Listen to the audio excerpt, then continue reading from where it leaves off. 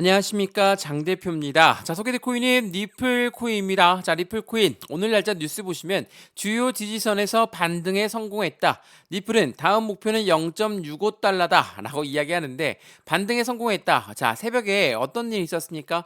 비트코인이 엄청난 하방 압박을 가져오면서 다른 메이저 코인들 또한 모두 하방 압박을 가져오는 결과를 가져왔습니다. 근데 가상자산 시장에 문제가 발생된 게 아니라 엔비디아, 미국의 엔비디아 주식의 실적 발표가 오늘, 그러니까 내일 새벽이죠. 내일 새벽에 나올 부분이기 때문에 어떻게 나올지 모르겠다라는 부분에 시장에서는 변동성이 나왔다라고 볼 수 있습니다. 그러니까 한마디로 엔비디아 실적이 좋든 나쁘든 이 부분에 따라서 대응을 해야 되는 고래라고 하는 세력들은 비트코인에서 매도 물량을 버텨내면서 확실하게 시장을 흔들었다라고 볼 수가 있습니다. 자, 우선은 엔비디아 지금 내일 새벽에 발표할 건데 어제 날짜 미국 주식시장에서는 상승해서 마감을 했습니다. 그렇기 때문에 실적이 어떻게 나올지에 따라서 우리 가상자산 시장 또한 변동성이 엄청나게 많이 나올 수밖에 없다라는 거, 그 부분을 먼저 체크하시면 너무나 좋을 것 같고요.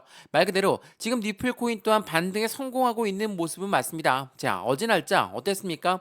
변동성이 엄청나게 나왔습니다. 위든 아래든 엄청나게 흔들면서 마감을 했는데 다시 800원 위로 800원에 안착하기 위해서 현재 움직임을 가져가고 있는 모습을 그대로 보여주고 있습니다. 자, 리플 코인 왜 이런 변동성을 보여줄까? 말 그대로 대외적인 이벤트 때문에 하방 압박을 가져왔다면 우리는 이 부분에 대해서 어떻게 대응 전략을 가져가는지가 너무나 중요할 수밖에 없겠죠. 왜? 리플의 잘못이 아니라 대외적인 이벤트, 뭐 다음 달에는 기준금리를 인하한다라고 했는데 그에 대한 긍정적인 이벤트가 있음에도 불구하고 왜 이런 엔비디아 건 때문에 하락 압력을 가져와야 될까? 자, 우리가 이야기하는 고래라고 하는 세력들은 누굽니까? 기업이고 기관이죠. 자, 이러한 아이들이 투자를 합니다. 투자를 하는데 코인에만 투자를 합니까? 그렇지가 않죠.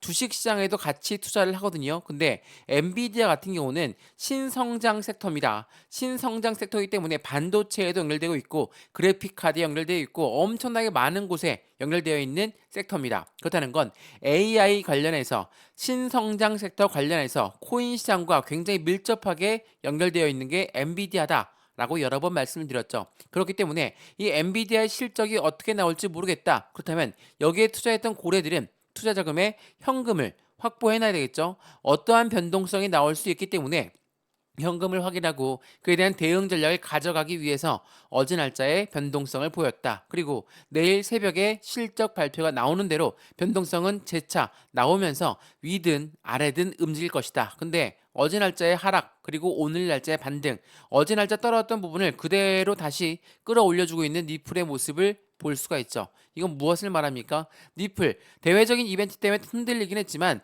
리플이 갖고 있는 상승에 대한 모멘텀은 더욱더 강할 수밖에 없다라는 부분을 보여주고 있다라는 거. 그래서 오늘 이 영상에서는 그러한 부분을 하나씩 하나씩 짚어드릴 거니까 오늘 영상 끝까지 시청하시는 것을 추천드렸고요. 마찬가지로 미국의 경기 침체 우려가 해소가 되면서 또한 리플과 SEC가 확실하게 미국 법원에서 결정이 나오면서 다시 한번 반등력을 보였던 것처럼 이 800원 라인을 다시 안착했을 때 그 이후의 움직임은 어떻게 될 것인가? 또한 SEC는 항소를 할 것인가 말 것인가 이 부분도 10월 달까지는 지켜봐야 되겠지만 이 부분에 대해서 시장은 어떻게 평가하고 있는지도 같이 한번 말씀을 드릴 거니까 오늘 영상은 무조건 끝까지 시청하시는 걸 추천드리겠고요. 영상 본격적으로 시작하기 전에 구독과 좋아요, 알림 설정 아랫부분에 따봉 버튼 눌러주시면 너무나 감사하고요. 리플 코인을 오랫동안 들고 있던 분들은 1,500원 이상, 2,000원 이상에서 많이들 들고 있으실 겁니다. 또한 SEC 건 때문에 들어왔던 분들은 800원 이상에서 많이 들어오셨을 거거든요. 지금 손실 중이라고 해서 내 매입단가 올라오는 걸 기다리는 게 아니라 매수와 매도의 포지션을 통해서 비중 관리를 통해서 또한 확실한 수익 구간을 어떻게 만들어갈 수 있을지 추가적인 매수 타이밍과 신규 매수 타이밍 하나씩 잡아 드릴 거니까 오늘 영상 끝까지 시청하시면서 이 모든 부분을 체크해 가셨으면 좋을 것 같고요. 말 그대로 800원 라인을 어떻게 안착할까? 그리고 800원 밑에 떨어져 있는 현재 단가에서 어떠한 매매 대응 전략이 있을까? 그 부분도 제가 먼저 문자 넣어 드릴 거니까 상단에 보시면 전화번호 나와 있습니다. 전화번호가 010-6531번에 7908, 6531에 7908번, 여기다가 숫자 1번입니다. 문자 한 통만 넣어주시면 이 모든 부분 먼저 문자 넣어드릴 거니까 영상도 무료로 보시는 것처럼 문자도 무료, 카톡방도 무료니까 받아보시고 확실한 수익 구간을 함께 만드시면 너무나 좋을 것 같습니다. 이해되시죠? 자, 그러면 오늘 영상 본격적으로 시작을 해보겠습니다. 자, 어제 떨어졌던 그 부분을 그대로 다시 상승 전환시키고 있는 현재 니플의 모습을 볼 수가 있습니다. 자, 여기 한번 보시면 8월 27일 날 나왔던 뉴스거든요. 니플의 고래 매수의 활동이 급증하고 있다. 랠리 재개에 대한 신호의 가능성이 높아졌다라고 합니다. 자, 오늘 새벽에 나왔던 속보 내용 보시면 이러한 부분이 나와 있거든요. 자, 2억 개의 리플이 이체가 되었다. 자, 달러로는 1.2억 달러 규모입니다. 자, 어디로 이체됐습니까? 익명의 주소로 이체가 되었죠. 자, 거래소에서 거래소로 해당되는 그 부분은 매도할 시점을 잡는 거다. 근데 거래소에서 지갑으로, 그리고 지갑에서 지갑으로 이동하는 것은 뭐라고 했습니까? 매집 라인을 구축하고 있다라고 말씀드렸죠. 근데 여기서 이 말씀 들어보시면 니플 안에 들어가 있는 고래는 계속 매집만 하느냐, 매집만 한다, 매도는 안 하느냐, 이렇게 많이 말씀하시는데 매도도 합니다. 어떻게 매도하는지 제가 여러 번 설명해 드렸는데 차트 한번 보시면 왜 이런 박스권 라인을 형성하겠습니까? 박스권 형성했다는 건 윗단계에 매도 주문을 걸어놔서 못 올라가게 막고 떨궈져 나오는 물량을 다시 재차 매수한다. 자, 고래가 매집을 한다라는 것은 이 매집이라는 건 매수와 똑같습니까? 틀리죠. 매집은 저점에 매수하는 것을 매집이라고 합니다. 일반적으로 시장가로 매수하거나 그러한 것은 다 매수라고 부릅니다. 근데 이 매집을 하려면 저점에 매수해야 된다고 했으니까 매도 주문을 위에 걸어놓으면 탄탄한 저항이 생기겠죠. 여기를 맞고 떨어진 물량을 다시 저점에 매수하는 거. 이게 고래들이 비중을 추가하는 방법이다라고 말씀을 드렸습니다. 어제 새벽에도 이러한 부분들이 나오는 것처럼 니플 안에 들어가 있는 고래들은 계속적으로 비중을 추가하고 있습니다. 비중을 추가하고 있는데 그냥 눈에 보이게 막 끌어올리면서 비중을 추가하겠습니까? 그렇다는 건 매집이 아니죠. 그거는 시장가로 매수하는 겁니다. 그것을 원치 않는 고래들은 이렇게 매도와 매수의 자전거래를 돌리면서 아래 단계에서 저점에 매수하고 있는 과정을 보여주고 있다. 그러면 리플 코인, 도대체 리플이 갖고 있는 상승에 대한 모멘텀이 뭐길래 고래들은 이렇게 매수하는 걸까? 자, 최근에 나왔던 상승에 대한 모멘텀을 하나씩 체크해 보겠습니다. 자, 이게 8월 21일 날 나왔던 부분이거든요. 자, 리플 IMF와 협력해서 팔라우 국가 결제 시스템을 구축했다. 자, 이건 무엇을 말합니까? IMF와 협력했다. 이거는 CBDC에 대한 도입 부분과 스테이블 코인에 대한 도입 부분을 같이 말하고 있다라는 거. IMF는 누굽니까? 국제통화기금입니다. 자, 국제통화기금과 리플은 지속적으로 계속 협력을 이어나갔었습니다. 어떻게 협력이 이어나갔습니까? 바로 이 CBDC거든요. 디지털 화폐. 자, 디지털 화폐라는 건 뭡니까? 우리가 사용하고 있는 종이지폐, 동전, 이제 이용 안 하죠. 우린 벌써 신용카드만 이용하고 있습니다. 근데 이 신용카드가 이제는 CBDC, 디지털 화폐로 바뀐다는 거, 이거 말씀 많이 들어보셨죠? 이거는 우리나라 한국은행 또한 계속 개발하고 있고 미국 연준에서도 CBDC의 개발 속도를 늦추면 달러의 강세가 약해질 수 있다라고 우려의 목소리도 커지고 있는 게 사실입니다. 또한 중국도 마찬가지고 러시아도 마찬가지고 글로벌 국가 중에 90% 이상이 지금 CBDC의 개발 속도를 높이고 있다는 거. 근데 이 CBDC는 리플, IMF 손을 맞잡고 논의하고 있다. 무엇을 말합니까? 리플이 CBDC의 중추적인 역할을 하고 있는 부분이기 때문이라는 것을 다시 한번 체크해 보시면 너무나 좋을 것 같아요. 또한 이 리플 같은 경우는 귀금속도 결제할 수 있습니다. 자, 스위스죠. 귀금속 거래업체 스위스골드는 리플의 결제를 지원하겠다라고 지난 19일 날 밝혔습니다. 자, 이건 무엇을 말합니까? RWA, 요즘 많이들 이야기하시는데 실물 자산입니다. 실물 자산, 코인 시장이 실물 자산 넘어가는 것은 이전에 이 블랙록이 RWA의 펀드를 신청하면서 본격화되었죠. 이경 시장이 될 거라는 게 바로 RWA인데 스위스 골드를 리플로 결제한다? 당연히 해당되는 RWA의 선두주자로 리플 코인 또한 움직이고 있다라는 거.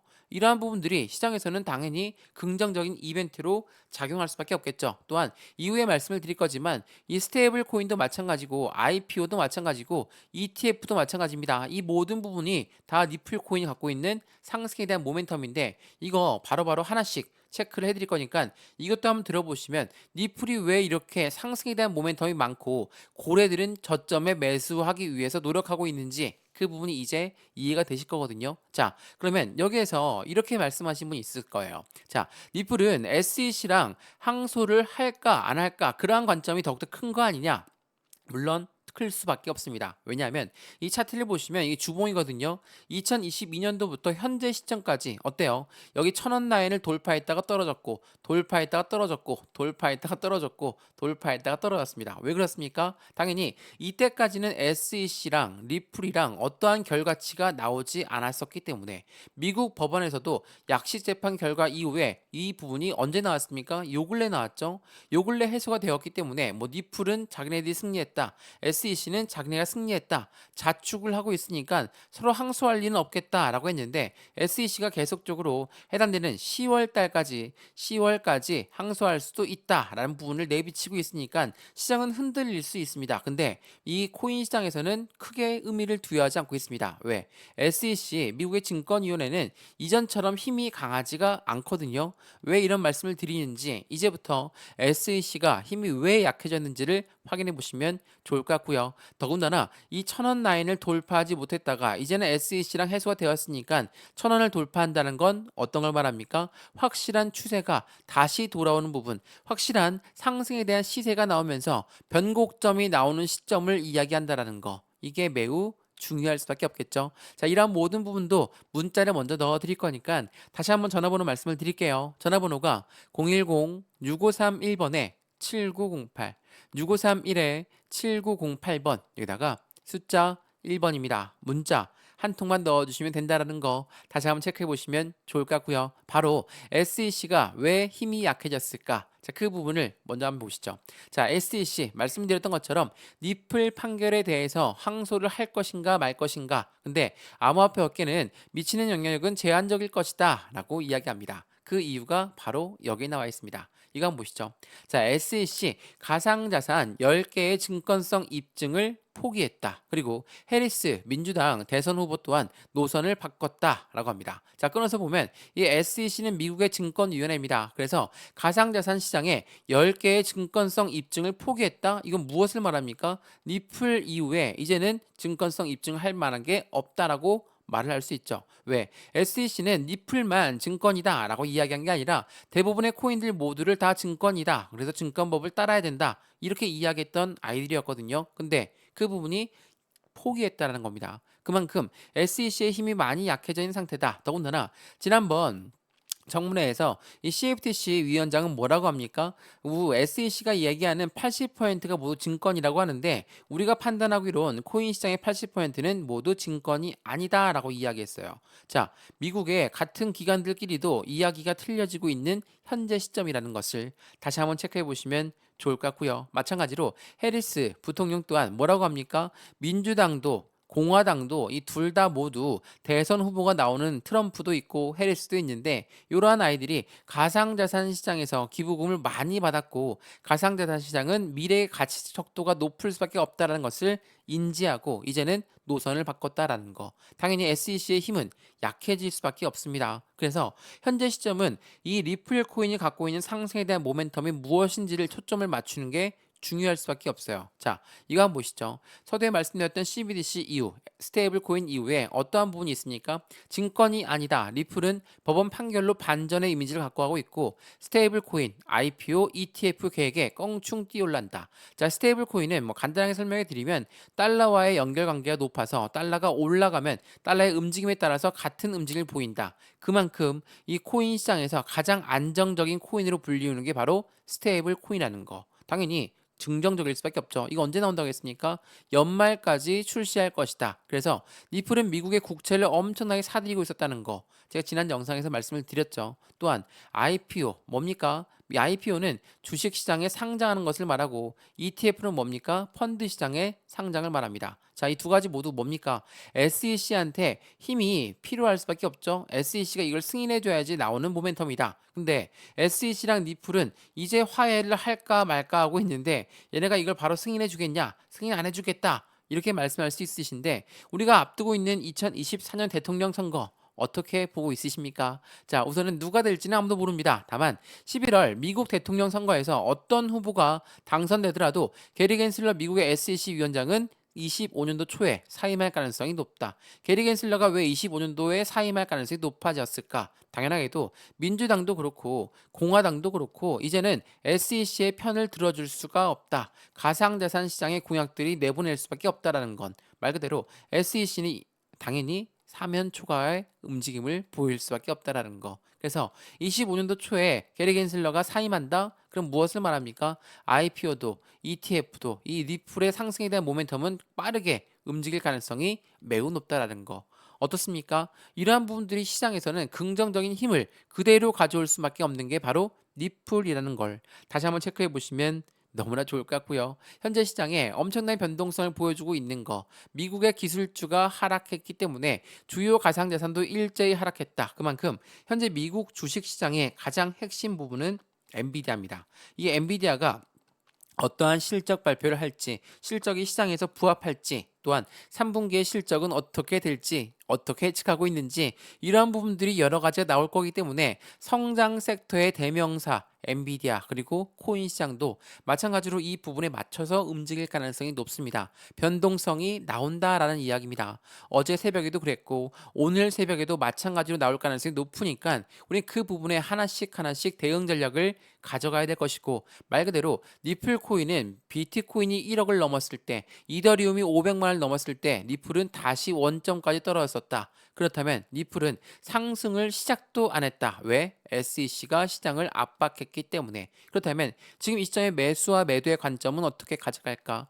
비중 관리는 어떻게 해야 될까? 또한 수익과는 어떻게 만들어갈 수 있을까? 내 매입 단가 높다라고 한다면 추가적인 매수 타이밍과 신규 매수 타이밍을 잡아서 확실하게 수익권을 하나씩 잡아가는 게 너무나 중요할 수밖에 없겠죠. 이러한 부분들 하나씩 하나씩 제가 직접 확인해 드릴 거니까 안정적인 투자의 관점 함께 만들어서 확실한 수익을 함께 하셨으면 좋겠습니다. 이해되시죠? 자, 오늘 리플코인 영상 여기까지입니다. 영상 유익하였으면 구독과 좋아요, 알림 설정 아랫부분에 따봉 버튼과 눌러주시면 너무나 감사하고요. 전화번호도 말씀을 드릴게요. 전화번호가 010-6531번에 7908, 6531에 7908번 여기다가 숫자 1번입니다. 문자 한 통만 넣어주시면 이 모든 부분 먼저 문자 넣어드릴 거니까 영상도 무료로 보시는 것처럼 문자도 무료, 카톡방도 무료라는 거 다시 한번 확인하시면서 안정적인 투자 관점 함께 만들어서 확실한 수익을 함께 하였으면 너무나 좋겠습니다. 이해되시죠? 영상 여기까지입니다. 언제나 성공적인 투자 정말 진심으로 기원합니다. 감사합니다.